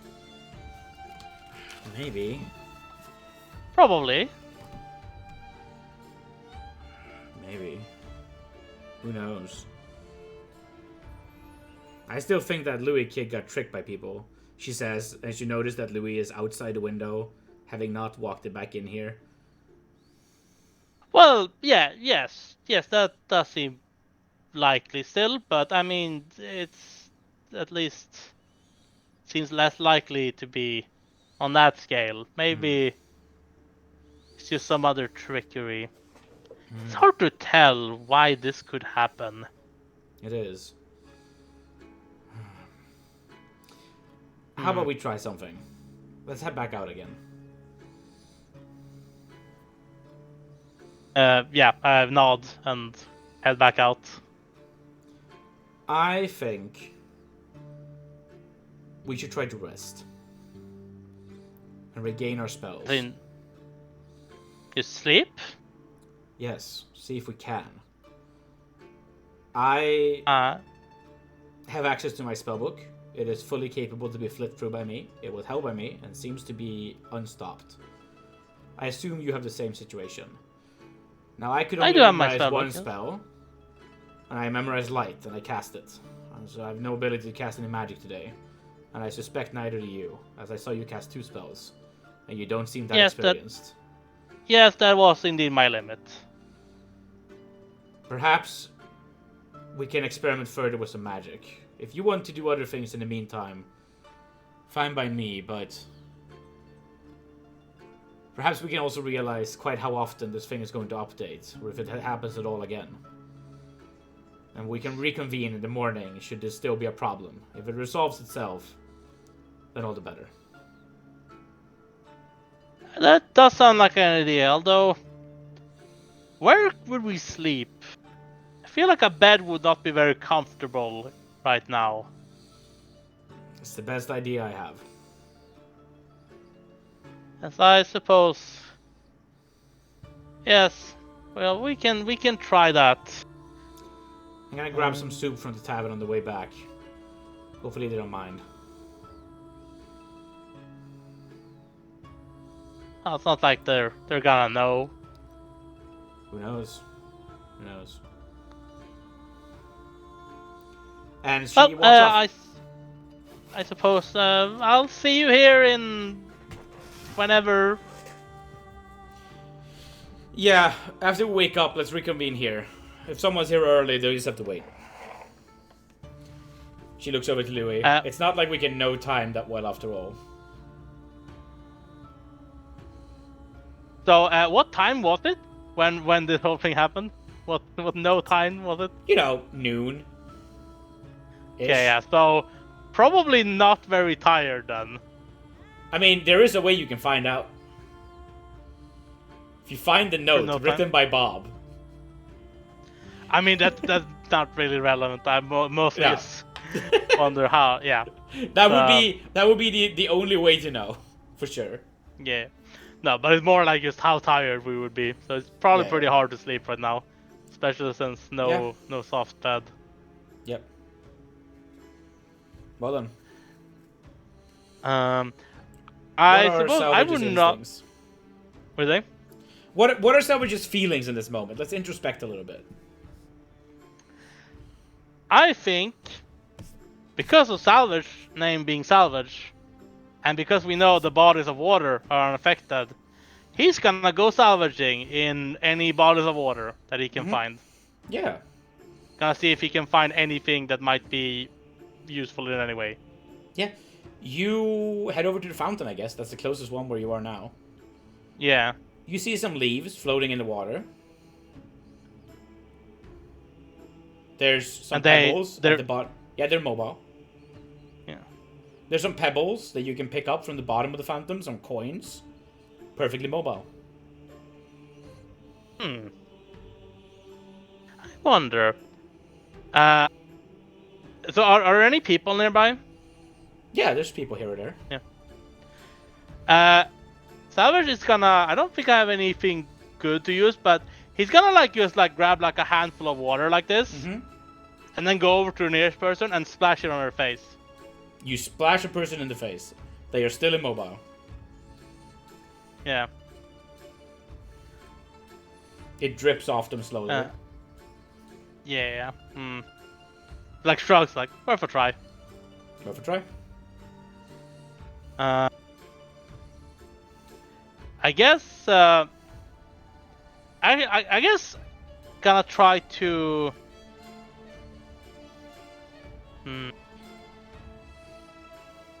I guess he wants to go and try to look for potentially something that can be used to carry water. I guess if nothing else, that might be something.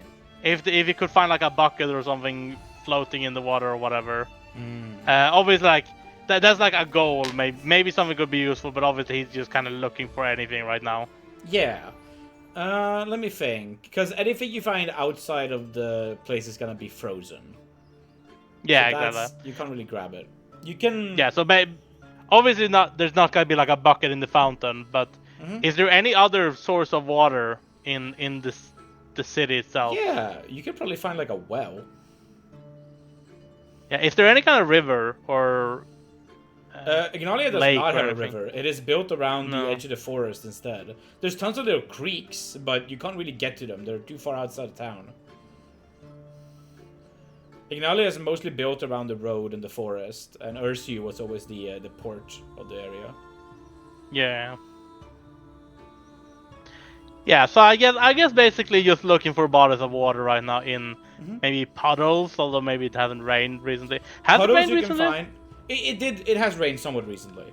There's a little bit of you can find a puddle here or there. But as you look around town, you notice that mostly you're gonna be looking at people's private water supplies. Inside people's home, they will have buckets of water. And you're gonna notice that you're looking for wells are gonna be a decent source of water. That's the main water source in the town. Is that there's a lot of wells dug up. I am going to actually. You said there were puddles, right? Yeah. I'm gonna go up to a puddle and start trying to scrape off the bottom. See how far down it goes. You are able to scrape as far down as it's very muddy. As soon as it gets sandier and drier, you notice it being frozen. I don't know how far a puddle on a clay ground will make the earth wet down below it. Yeah, I don't know either, but it's but that far. We can just, yeah. I think that gets the idea across about how it functions, at least. Yeah.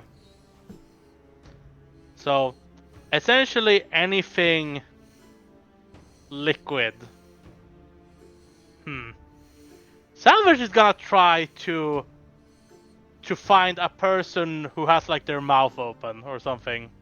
Mm-hmm. You can find someone try- talking. Yeah, and he's gonna I guess like he grabbed like a leaf or maybe not a leaf, they would be wet, but yeah. What's on your character? What do you have? Let's see if you have some container. Nah, no, not a container. Mostly, he's gonna just like kind of put a finger on their tongue and see if the saliva is still wet. If he can breathe, he probably. You know, not. You can sense that there's like saliva in there that you can touch, but it doesn't seem to affect the tongue or anything. Oh. But yeah, there's wet saliva in there that is non-frozen. That probably means the blood in the people's bodies is still functional as well. That's a decent theory. Yeah. Unfortunately, not. This is getting very morbid very quickly. It is getting very morbid very quickly. Salvage is not gonna try to test anything like that. It's mostly just curiosity. Okay. Yeah, so I guess he just keeps on going around trying to see if he can find anything that might be useful in any body of water. Yeah, as you come back into the tavern, you notice that they're doing dishes in the back. And over there in like a dish area, they have like a bunch of water and, you know, they got a scrub and they're sort of like doing stuff. And inside of that water, you can pick up bowls that were being dished at the moment. And that gives you access to bowls. Useful. That's useful. Mm-hmm.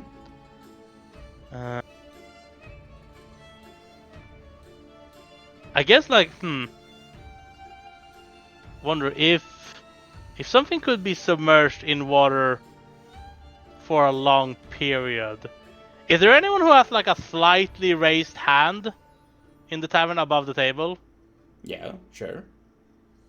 Yeah, he's gonna like try to fill up a bowl with water and try to like put it so the hand is in the bowl, essentially. You can finesse it a little bit, but this is probably doable eventually. Yeah. And then you just kind of leave it like that to see, because he's gonna try to sleep later anyways, so maybe he can come back to it later and see if anything's changed. Yeah. As you I guess leave there's also the tavern, there is another update. As everything shifts again. I was just gonna say that might, I wonder, that can also be like a thing. Does the bowl get affected by the update in any way? Well, you run back inside after the update. You had just walked out as the update happens. Yeah. And you find that like the people inside has entirely shifted. Like the person whose hand you put in the bowl is just not there anymore. But your bowl is on the floor. Like it got knocked off the table. And as you go and pick it up, you can still pick it up.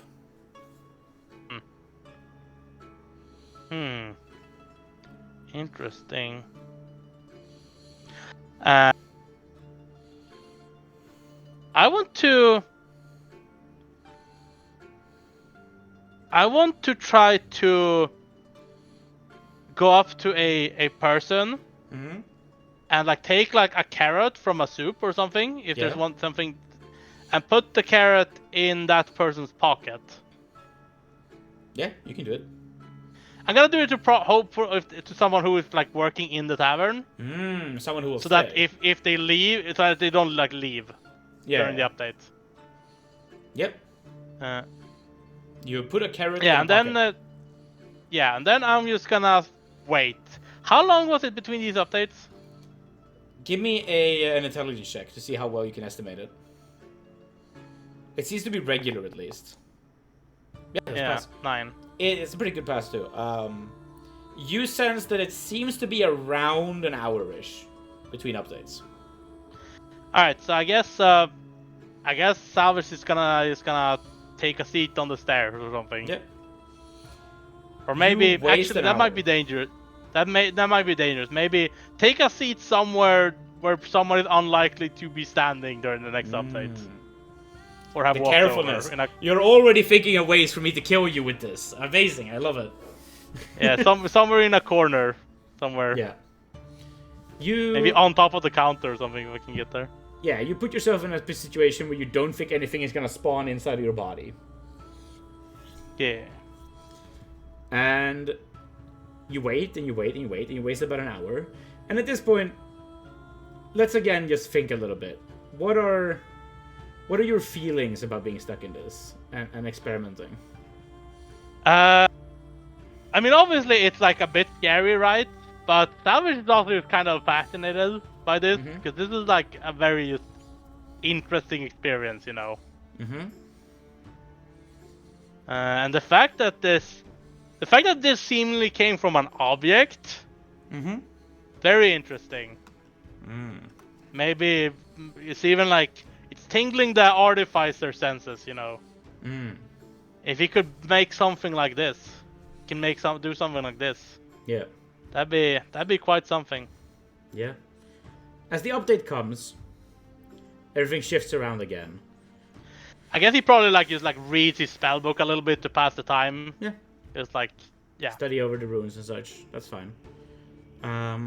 You walk over to the person where you put the carrot in their pocket, and there is no carrot there. Can I find the carrot on like the floor or anything? Not on the floor, but give me a give me a perception check as you look around. Wow, my perception stat is super good. Yeah. Yeah, you pass. Okay, yeah, you find the carrot eventually in a trash can, and you can lift it up.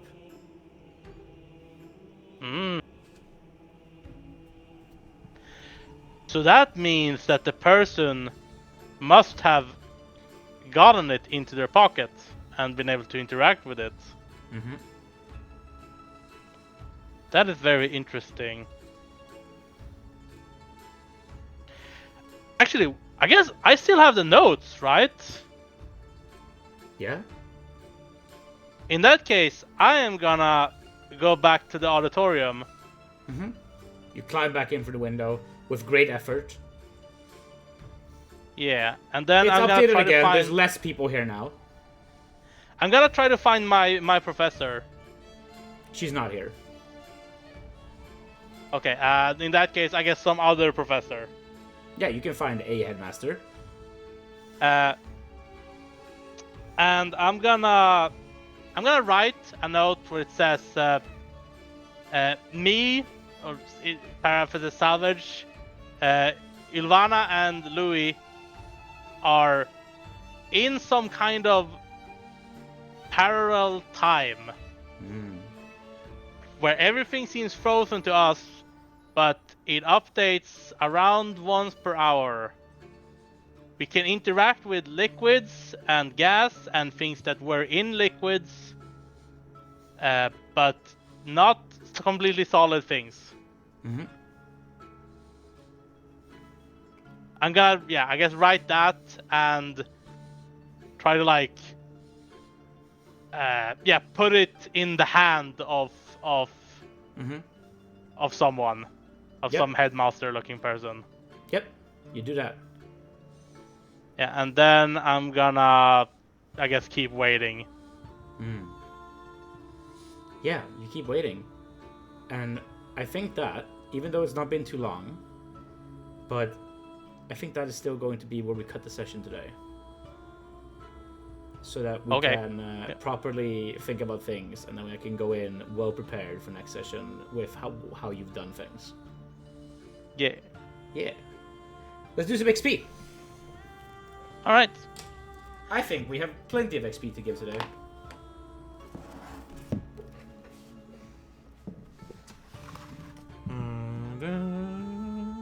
So as a wizard, some XP, like if you level up, some benefits are only gained after you've slept. Yeah. Like new spells and stuff. Yeah, for sure. What are your thoughts so far, though, as a player? How are you thinking about this little adventure? It's interesting. Time stop interesting, and I like that I can mess around with things. I enjoy messing around with things and test and limit testing. I thought that this would be a fun... It's like the orb. It's like the orb shenanigans. Yeah. The similar vibe. Be a fun vibe for the Artificer campaign. Yeah. Of fucking around and testing with magic. That is the wrong chapter.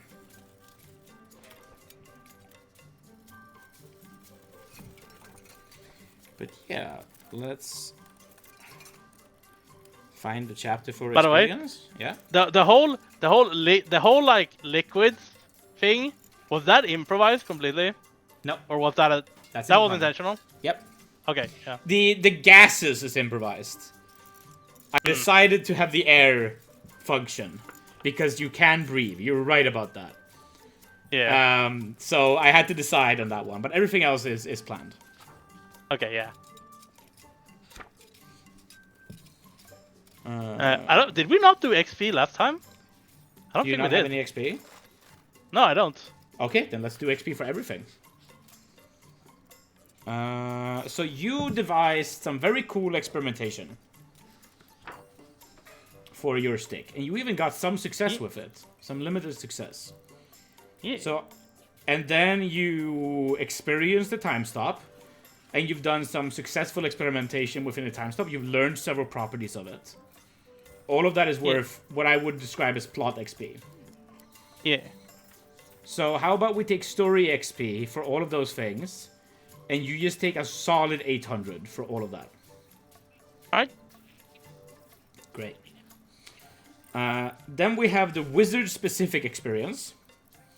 Spells cast to overcome foes or problems. Now, we've been casting a lot of Stick of Divination. Yeah. I don't think I'm going to give you XP for every single casting. No, I think that's fair. But I think you can have, like, 4 castings worth of XP. Because I feel like you've solved, like... You've done, like, 4 specific different tests. You have done a base test to cast a spell to get an idea. You've done you've done spell castings that failed. You've done like experiments that succeeded, and you've presented. And those 4, I think, are like the 4 distinct categories of ways you cast Stick of Divination. Yeah. So that's 200 XP. It's called Divining Rod, by the way, just so we're clear. Stick of Divination. That's 200 XP, 50 per casting. All right. New spell successfully researched. You have not done that. Making potion of scroll. You have not done that. Making permanent magical item. You have not done that. Player has a clever idea. What have been all your clever ideas? I mean, the subject of the presentation should count in some way, right? That is definitely a clever idea. That is max worth value. So take 100 for that. I think it was a really good subject for you to run a presentation. I was nervous about giving you that quest of like how much freedom I gave you to like. I feel like there's many players you give that quest to and they just don't know what to do, and they think it's boring and they hate the session. But you really took to it, and that's great. Yeah, I'm pretty proud of myself that I like almost instantly thought of an idea. Yeah, and you thought a really cool idea, and you not only that, but you were like really into role-playing the entire experimentation process and thinking it out and taking your time with it, and it felt like it fit you as a player really well, and that was fun. Yeah. Made me happy as well, thinking of a quest that is fun for you as a player. Yeah. So yeah. And within that, I think the...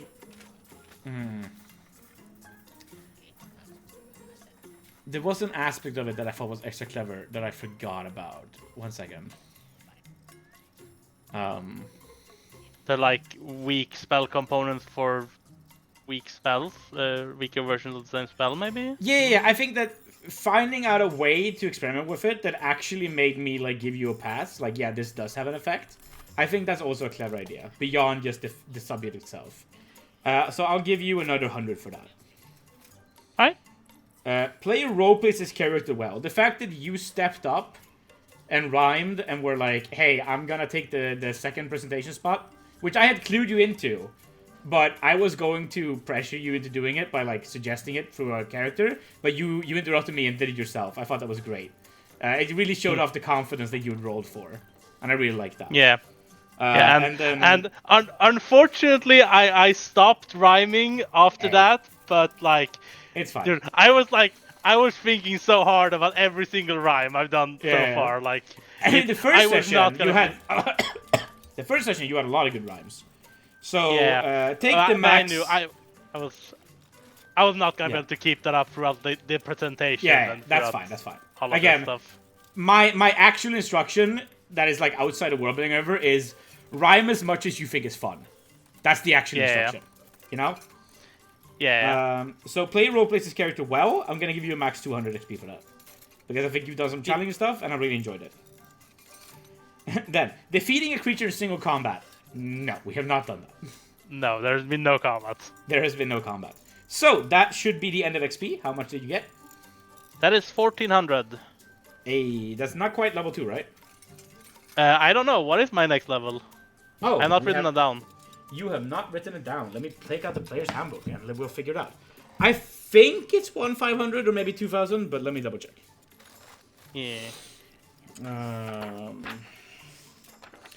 Well, as a rogue, you would have been level 2.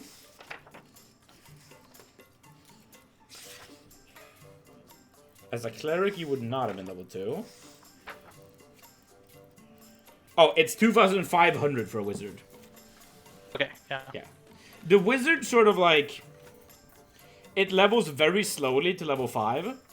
Then it speeds up a little bit to level 9. And then it's the slowest in the game. So it has this like section between like level 5 and 9 where it's faster. And otherwise it's really slow. Which is strange. Makes sense. Makes sense. I don't know if it does make sense. I don't know why it's so uneven. Maybe not that. I meant more the part of it being slow makes sense. That specific thing was weird. But yeah. It's like a cleric levels faster than the wizard until level 8. By 8, the wizard catches up and reaches 8 faster than the cleric does. Then the cleric is like way slower. Like almost double the XP at some point. Like level 11 for a cleric is in the 675. Level 11 for a wizard is 375,000. So it's very different. But then by level... Some big numbers. Those are big numbers. By level 13, it's the same number again. They even out. And from there on, the wizard is slower. I do not understand why wizards are like randomly fast in like the mid levels. The mid to high levels. And then otherwise clerics are faster. It makes no sense. But yeah, whatever. That's the part of their life where they're like, they've studied enough to know what they're doing, but they haven't started on their master's degree, right? It's flow state, you know? They get flow state, and then they leave flow state. Yeah. And eventually they learn enough to know how much they don't know, and then everything slows down again. Yeah, exactly. Alright. This has been Irondice. It's a 2-hour video at least. Cool. See you around, everyone. Toodaloo.